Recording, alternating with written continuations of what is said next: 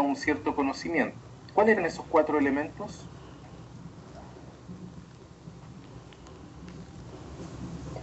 El sujeto, objeto de Uh-huh. estudio, operación y el resultado. Exactamente. Esos 4 elementos. Si faltara uno de esos elementos, si yo les preguntara, por ejemplo, en una prueba, en lo que sea, si faltara uno de esos elementos, ¿qué pasaría?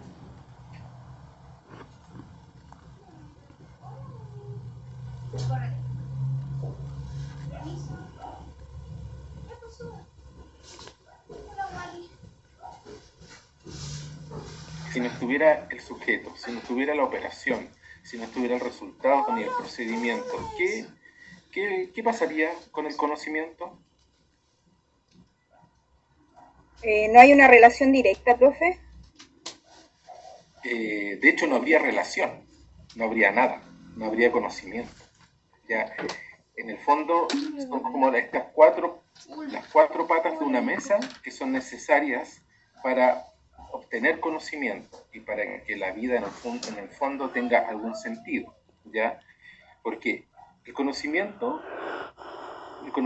todo lo que nos rodea en el fondo, todo lo que absorbemos de nuestro entorno, de nuestra experiencia, de lo que queremos saber, sin el ser humano, sin el individuo, no existiría, porque no habría un sujeto cognosciente que quiera conocer. O sea, estaría todo, por así decirlo, estaría todo en bruto, pero sin un sujeto que conozca eso que existe. ¿Ya? El objeto de conocimiento es lo que el sujeto tiene por interés por conocer, que generalmente es lo que lleva finalmente, le hace sentido al sujeto para lograr ciertos conocimientos. Por ejemplo, si a una persona le interesa la cocina, el objeto de conocimiento, ¿cuál va a ser de ese sujeto?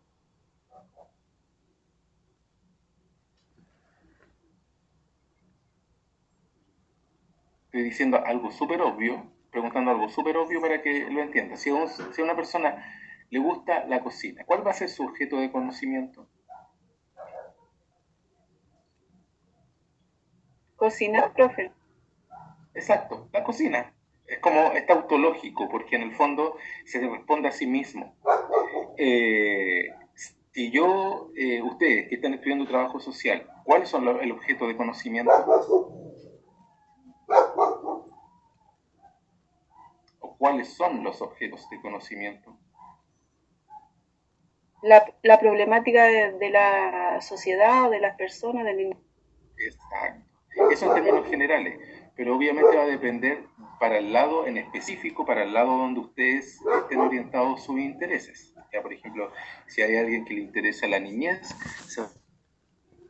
más de infancia. Si hay alguien que le interesa la administración, va a relacionar su estudio o van a estar especializados en términos municipales, gobernanza, etcétera, distintos tipos de acercamientos, ¿ya? Y para eso, por ejemplo, cuando en el mismo ejemplo, cuando ustedes se ponen a estudiar, se gatilla inmediatamente otro elemento. ¿Cuál es ese elemento? Al momento de matricularse, por ejemplo, a una carrera, ¿qué hacen?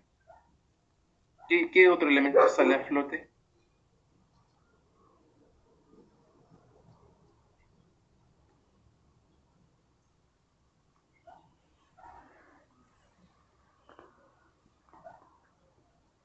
Cuando ustedes estudian, ¿qué hacen aparte de ir a clase y todo? ¿Qué aprenden en los distintos módulos?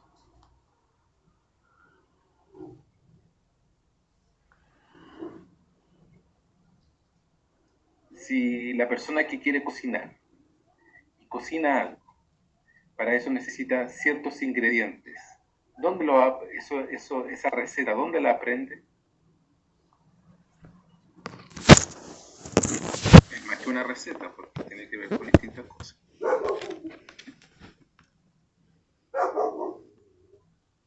¿A alguien se le ocurre cuál es el elemento que falta?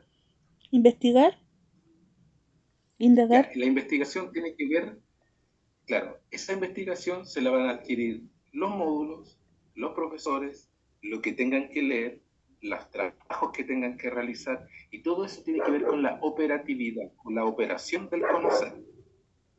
Por lo tanto, ustedes cuando salgan van a ser expertas en temas sociales o en el área de conocimiento en que ustedes se especialicen. Y eso es la operación, el método que van a ocupar para alcanzar ese conocimiento. Porque generalmente cuando uno entra a estudiar algo, este es un ejemplo, cuando uno entra a estudiar algo tiene ideas súper vagas o han leído ciertas cosas sobre lo que quiere adquirir conocimiento esa persona. Por algo ustedes, después de tantos años estudiando, o sea, no sé si tantos años, pero semestre tras semestre ir estudiando, ustedes ya salen con otra perspectiva de las problemáticas sociales a diferencia del momento en que ustedes ingresaron a la carrera. Y todo eso se le da la operación. Y en el fondo, la operación es estudiar algo, ya en términos muy generales, el método, por así decirlo, ¿ya? Entonces, y el resultado. El resultado es lo que trae consigo ya indagar sobre algo. Por ejemplo, el resultado, por ejemplo, en la cocina es el plato de comida, es la receta efectuada. En el caso de ustedes, es el trabajo de ustedes que en la práctica obtienen producto de todo este conocimiento previo. ¿Ya? Entonces, ¿a qué voy con esto? Que la ciencia ha logrado finalmente, la ciencia social en particular, ha logrado finalmente encauzar este método. Hay procesos que determinan el conocimiento de un producto, un servicio o lo que sea. ¿Ya? Según Anderegg, y como lo vimos ayer, la ciencia como un conjunto de conocimientos, la ciencia como un conjunto de conocimientos racionales, o sea, que uno adecua medios a ciertos fines para lograr ciertos conocimientos, que se obtienen de manera metódica, o sea, que siguen un ABC, que siguen un proceso para llegar a ese conocimiento.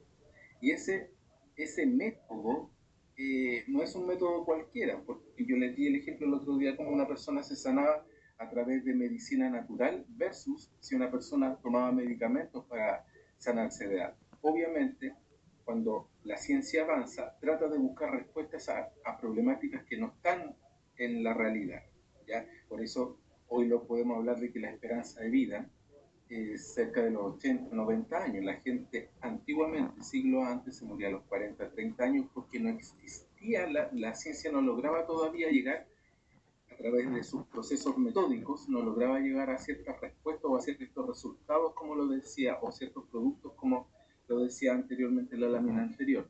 ¿Ya? Entonces, que la ciencia avance está directamente relacionado con la esperanza de vida y con la longevidad de la humanidad. ¿Ya? Entonces, las vacunas, los antibióticos, todo eso ha sido gracias a la ciencia. Y la ciencia fue un método preciso, particular, en que este método es estricto y está directamente relacionado con el conocimiento que quiere adquirir. Que son sistematizados, tercer punto, que son verificados en contraste con la realidad. O sea que yo estos métodos, estos procesos, yo los relaciono con la realidad. O sea, ¿qué quiere decir eso? Yo experimento este método con el sujeto de acción. Y ahí, ¿se acuerdan que el otro día hablamos de lo que hace la ética, por qué es la ciencia exacta, o la biología experimentan con ratones de laboratorio? Ya, porque tienen que acercarse lo más cercano a la realidad, cómo se comporta la gente. Cuando estamos hablando de ciencias sociales, estos estudios, estos métodos se realizan en la población, ya en la población. El mismo censo, que es el análisis estadístico, por excelencia, porque aquí la población es todo el universo, ya vamos a hablar más adelante del universo y la muestra, en la segunda unidad, es todo el universo. En el fondo, lo que busca el censo es saber, más allá de cuánta gente existe en la actualidad, generar proyecciones de la población a largo plazo. O sea, de acuerdo a cómo va creciendo la población hoy en día, se estima a través de ciertos indicadores, por ejemplo, cuál va a ser la población en el 2030, 2040, según las estadísticas que estamos teniendo hoy en día. Entonces, no solamente es saber cómo está la situación hoy en día, sino una proyección. Y no solamente de la población, sino cómo ha evolucionado, cómo vive la gente en cada uno de los hogares, etcétera, su religión, etcétera. Entonces, hay muchos datos que se pueden extraer de un censo, ya, más allá de que se puedan ocupar para políticas públicas, ¿ya? Sistematizados orgánicamente en referencia a objetos en una misma naturaleza. O sea, yo lo sistematizo, esa información ya la sistematizo en relación a lo que yo quiero descubrir y en el contexto en que yo quiero indagar, cuyos conocimientos son susceptibles de ser transmitidos. Generalmente, los conocimientos que se adquieren por medio de la ciencia o de un determinado método realmente tienden a ser transmitidos o buscan ser transmitidos a la población. ¿Ya?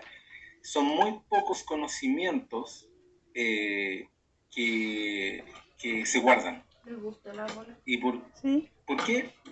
Quizá una pregunta un poco obvia, pero no menos importante. ¿Por qué los conocimientos tienen que ser transmitidos a la población o a la ciencia o a la comunidad?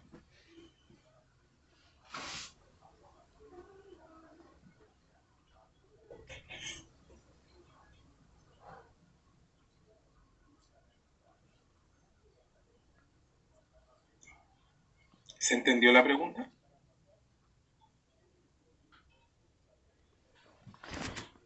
Pues profesor, puede ser que el transmitir conocimiento ayuda a la misma sociedad a que ellos también adquieran estos mismos conocimientos y que también los puedan utilizar también de manera correcta, porque se puede dar mucho que por un grado de repente cierta ignorancia o desconocimiento, las falencias están. Y es una de las causas. Exacto. Exacto, por ejemplo, si nos enfocamos en tratamientos, por ejemplo, médicos, ya como lo hablábamos en la clase pasada, cuando se trata de tratamientos médicos, se busca descubrir algo para reducir cosas fatalistas como la mortalidad, o como cuando le hablaba, por ejemplo, de la posible cura al cáncer, ¿ya? Entonces, cuando se habla de ese tipo de tratamiento, se busca que evolucione la ciencia, ¿ya? Y para reducir las problemáticas sociales. Este ejemplo está relacionado con la medicina, con la biología, pero por ejemplo, si yo quiero ver cómo se comporta una población en determinado, en una determinada década, una proyección, etcétera. ¿Se acuerdan que la clase pasada yo le hablé como la problemática de los derechos humanos y la Segunda Guerra Mundial? Entonces, lo que busca es que la sociedad evolucione. Un genocidio, entonces por eso se trata de que revivir constantemente la memoria para que eso no vuelva a ocurrir. Y eso también es lo que hacen las ciencias sociales, también, en ese ámbito en particular. ¿Ya? O, por ejemplo, un estudio de mercado que quiere sacar un producto innovador, ya que facilite facilite, no sé, cualquier cosa, que facilite, no sé, el transporte. ¿Ya? Entonces, por eso se busca mayor tecnología, mayor rapidez, ya en movilidad, y todo eso hace que la vida sea, entre comillas, un poco más fácil y llevadera. Entonces, todo eso se logra a través del conocimiento de la ciencia, y por eso se tiene que transmitir. Cuando no se transmiten es porque hay, como lo dije en la clase pasada, hay intereses mezquinos, por así decirlo, en comillas, mezquinos, que hay otros intereses detrás para no poder ser transmitido, ¿ya? Pero generalmente la ciencia busca transmitir el conocimiento, ¿ya? ¿Se va entendiendo? Sí, profe. Sí, profe. ¿Sí? Ya, muchas gracias. Entonces, la ciencia es a su método, como el método es a la ciencia. O sea, la ciencia ha logrado los avances gracias a la forma de hacer las cosas. Y eso lo logra a través del método. El más conocido como el método científico. ¿Ya? Aquí hay ideas principales que tienen que ver con la actitud, en el segundo recuadro, en la parte que está abajo, en la actitud científica que se tiene que tener en cuenta para poder, así decirlo, que la ciencia logre su cometido, o que la ciencia logre realmente los resultados que ¿ya? En el fondo, para lograr esas cosas, hay unas cosas como bien subjetivas, por así decirlo, que pueden llegar a ese conocimiento. Y algunas expresiones concretas de esa actitud son, por ejemplo, para poder lograr el conocimiento, se tiene que tener tenacidad, perseverancia y disciplina. Ningún conocimiento se logra por primera vez. Ningún conocimiento ni significativo se logra por primera vez. Los científicos de cualquier área, para lograr ciertos resultados, tienen que tener como un umbral de frustración muy alto. ¿Qué quiere decir eso? Que si no me resulta la primera, no me puedo, entre comillas lo voy a decir coloquialmente, echar a morir, ya, porque no me resultó. Sino que, ¿qué hacen los científicos? Investigan. Si no les resulta, vuelven a investigar, buscan otro camino para lograr esos resultados, etc. Entonces, ¿sí? Profe, quería acotar, y trabajan en base a las hipótesis y todo eso, entonces si algo no les funciona como resultado, ya, trabajan con otras hipótesis. Sí, puedo trabajar con otra hipótesis alternativa. Por ejemplo, en el campo de la investigación, científica, en el ámbito de la investigación experimental, que no es nuestra área. La investigación experimental es cuando se realizan estudios, por ejemplo, cuando lo hablaba el otro día de los doctorados, ellos generalmente hacen investigación experimental y ellos establecen grupos de control y grupos de no control, ¿ya? Grupos de control, como por ejemplo cuando le administran ciertos estímulos y los comparan con otro grupo en donde no se le administran eso y ven los resultados. Entonces, detrás de eso hay hipótesis bajo ciertos comportamientos. Si no, la hipótesis no resulta, se refuta ese conocimiento y se busca quizás por otro lado. ¿Ya? Entonces, todo es un proceso investigativo. Entonces, generalmente los científicos no van logrando ciertos resultados. Pero el hecho de que una hipótesis sea refutada, ¿es el fin del conocimiento de esa área? ¿Sí o no? No. No. ¿Por qué? Porque que se refute o se niegue una hipótesis abre otras posibilidades de hipótesis. O sea, otros caminos para llegar a otras respuestas. Claro, o a otros conocimientos. Sí. Perdón, es que como usted decía que había que compartir los conocimientos, y al compartir los conocimientos, y si no hay un buen resultado, como decía, a través de otras hipótesis se va a ir a la solución, digamos, del problema de alguna manera, porque va a mejorar, digamos, no sé si el rendimiento o algo así, yo creo. A través de varias hipótesis va mejorando como ese rendimiento, la capacidad, digamos, para cumplir quizás sus objetivos. Exactamente, tal cual eso. ¿Por qué? Porque en el fondo abre posibilidades de conocimiento. Esto es dialéctico. La dialéctica habla de que cuando yo voy por un camino, ese camino tiene muchas ramificaciones. ¿Ya? Si yo actúo de una determinada, escojo el camino A, ese camino A me va a abrir otros caminos, y así. Y después, otro camino de ese camino A, se van a abrir otros caminos de conocimiento, y así. Por eso yo les decía el otro día que el conocimiento nunca acaba, porque cuando yo voy descubriendo algo, se van abriendo otros interrogantes y otras formas de conocimiento para llegar a otras respuestas. Entonces, el conocimiento es infinito. Mientras yo voy descubriendo unas cosas, van apareciendo otras cosas, u otros frentes que yo tengo que atacar, entre comillas. ¿Ya? Entonces, por eso no es algo que se acabe ni con la humanidad ni con nada. En el fondo, siempre va a haber posibilidades de conocer. ¿Ya? Entonces, por eso los científicos tienen que tener, nosotros, ustedes, hay que tener tenacidad, perseverancia y disciplina. ¿Y por qué? Porque en el fondo, ¿dónde estamos? En el fondo estamos logrando para llegar a un resultado óptimo, es la única forma. Es como ensayo-error, ensayo-error, ensayo-error. Yo tengo que ir practicando, voy fallando, ya, no me resultó por acá, tengo que intentarlo por otro camino.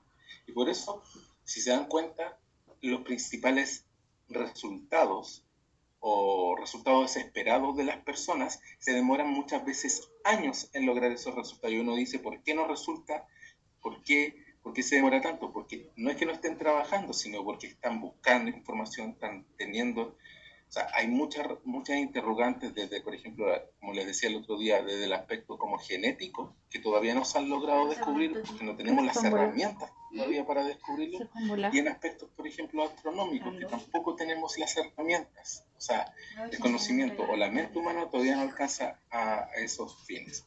Por eso hay mucha incertidumbre y la incertidumbre sirve para adquirir conocimiento, ¿ya?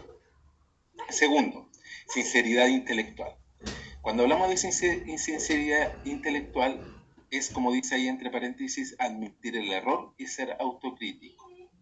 Aquí no hay mucho donde escaparse. ¿Qué quiere decir eso? Que yo cuando en la ciencia todo es empírico. ¿Qué quiere decir? Que yo tengo que mostrar pruebas de lo que yo estoy haciendo. Si las pruebas no dan con el resultado, las pruebas hablan por sí solas. Entonces, lo único que quedaría es admitir un error, ¿ya? Ahora, si yo no admito el error y mi estudio es muy sesgado, no se filtra por ninguna parte, es porque algo quizás como científico se está escondiendo, porque yo quiero demostrar algo, pero si las pruebas no me dan eso, es porque finalmente no va por ahí. ¿Se entiende? Entonces, hay que admitir cuando una investigación no funciona y demostrar los resultados de por qué no funcionó tan bien, ¿ya? Y también la capacidad para objetivar, ser consciente de los propios condicionamientos. O sea, la capacidad de que sea medido un conocimiento desde distintas perspectivas y todos lleguen a la misma conclusión, ¿ya? Y que el condicionamiento que existe puede modificar ciertos resultados. Porque, por ejemplo, si estamos hablando de las ciencias sociales ahora, no es lo mismo hablar de delincuencia en un sector, en Las Condes, por ejemplo, que hablar de delincuencia en sector, no sé, Maipú, por decir otra comuna. Si bien la delincuencia muchas veces son en aspectos transversales se parecen en muchos aspectos, pero si no hablamos de ciertos tipos de delincuencia, tiene distintas connotaciones. Entonces también va a depender del condicionamiento en que exista, ¿ya? Por ejemplo, ¿por qué? Porque, por ejemplo, cuando hablé de las comunas, tiene que ver con el factor recursos. Y los recursos de una comuna no son los mismos recursos que otra comuna. Entonces, la seguridad en una comuna es mucho más segura, valga la redundancia, que la seguridad que se implementa en otra comuna, ¿ya? Algunos obstáculos. Lo otro eran como las cosas que hay que hacer para extraer conocimiento desde el método científico.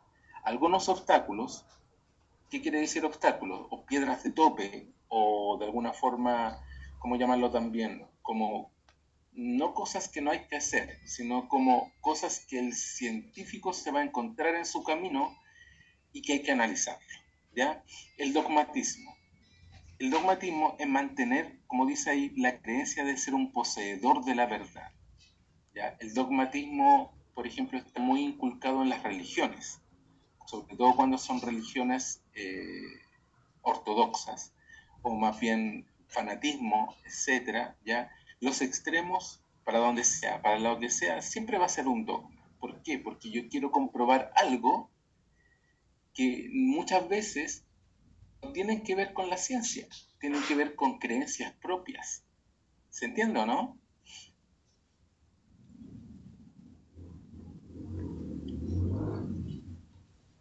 ¿Se va entendiendo? Sí, sí, profe. Por ejemplo, ¿se acuerdan del bus de la igualdad? No me acuerdo cómo era, el de la Aranda era el apellido de esta persona que incluso tenía una hija trans, que ella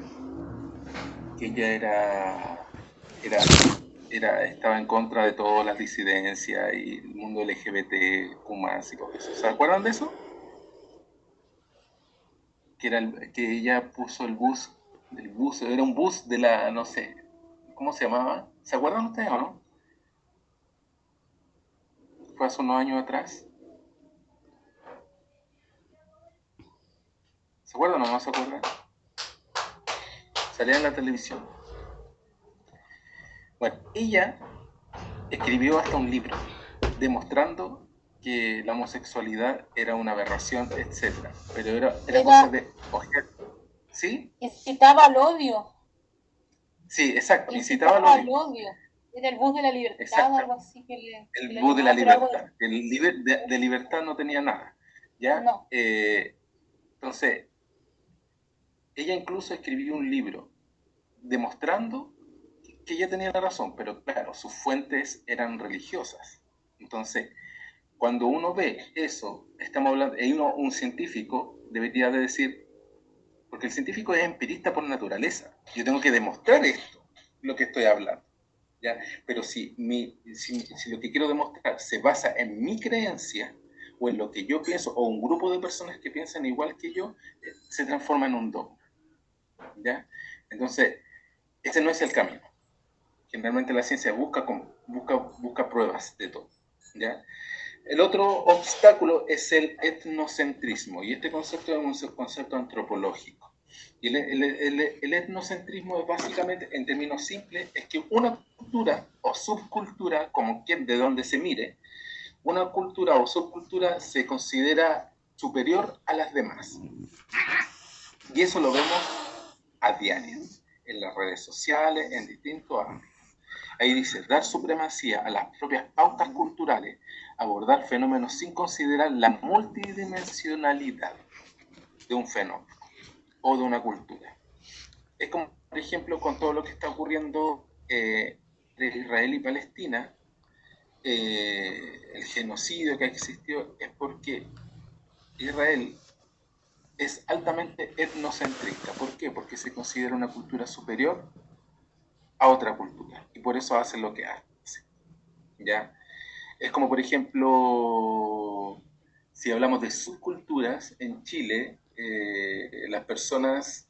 todas las personas que pertenecen a una cultura, muchas veces, no todas, pero muchas personas que pertenecen a una cultura se consideran superior a otra cultura. Por ejemplo, si hablamos de clases sociales, una clase social se va a considerar superior a otra por distintas razones. Porque, no sé, clase media se va a considerar superior a la clase alta y a la baja. ¿Por qué? Porque es trabajadora, porque es esforzada, porque trabaja todos los días, etc. La subcultura de la clase alta se va a considerar superior porque tienen el poder económico, etc. La cultura de las clases bajas o más pobres va a decir, yo soy superior, aunque sea como increíble decirlo, pero yo me voy a considerar superior. ¿Por qué? Porque vivo en sectores bajos, y no viven lo que yo vivo, etcétera. Como cuando hablamos de la cultura del narcotráfico, que se considera superior al sistema, etcétera, etcétera, etcétera. Eso es etnocentrismo. Sí, dígame. Profe, me acordé de España igual con los grupos étnicos acá en América. Sí. La tremenda superioridad que ellos mostraban también con todos los indígenas acá de Latinoamérica y todo lo que sucedió también en definitiva. Y eso mostraba un etnocentrismo, un ser, digamos, de sentirse tan superiores, razas superiores. Exacto. Incluso hablando de términos de raza. Entonces, todo eso antropológicamente se llama etnocentrismo. Y lo que dice la antropología es que no existe porque ¿de dónde surge el etnocentrismo? De la misma cultura, porque el etnocentrismo se ve mucho en términos de la xenofobia o de la de la xenofobia. La xenofobia es una representación práctica del etnocentrismo. ¿Por qué? Porque voy a ser etnocentrista. Yo me considero superior a un inmigrante porque son mis reglas, porque vivo en este país desde que nací, porque son todas las razones que pueden dar, ¿ya? Porque, no sé, porque tienen otra forma de vivir, porque meten mucho ruido, etcétera, etcétera, etcétera, etcétera. Pero uno, cuando va a otro país, pasa lo mismo, pero al revés. Si en el fondo todas las culturas tienen grados de etnocentrismo. siempre va a haber etnocentrismo. ¿Por qué? Porque nos movemos siempre en el mismo círculo de gente y es lo único que conocemos, pero la realidad es que existen muchas realidades y eso se llama relativismo cultural. ¿Por qué? Porque ninguna cultura es superior a la otra, porque cada cultura tiene sus propios códigos, sus propias formas de vivir, etc. Y porque están acostumbrados, simplemente por eso, ¿ya? Entonces, ¿por qué es una piedra de toque o un obstáculo el etnocentrismo? Porque hace que yo vea mi realidad como única y no amplío la visión a otras realidades. ¿Se entiende, no? Esto ocurre mucho en ciencias sociales. Muchas ciencias sociales, no tanto así en ciencias físicas, biología o ciencias más exactas, porque el cuerpo humano se puede relativizar. Todos los cuerpos humanos, internamente hablando, o sea, se comportan de la misma forma. Si yo aplico una medicina, probablemente va a cumplir la misma función que en otro cuerpo. O sea, no, si una persona es de color afrodescendiente o una persona de color blanca, esa medicina va a actuar de la misma forma porque no responde a raza, ¿ya? Pero cuando hablamos de estudios sociales, el etnocentrismo tiende a cegar un poco el margen de acción de lo que yo quiero lograr. Y muchas veces hay incluso estudios irrisorios donde se trata de demostrar que una cultura es superior a la otra. Profe. ¿Ya? Entonces, ¿sí? Sí, no quería acotar que sí, claro que es un obstáculo porque, por ejemplo, si uno habla de la investigación cuantitativa en sí, pensamos en que tiene que haber objetividad y al hablar de etnocentrismo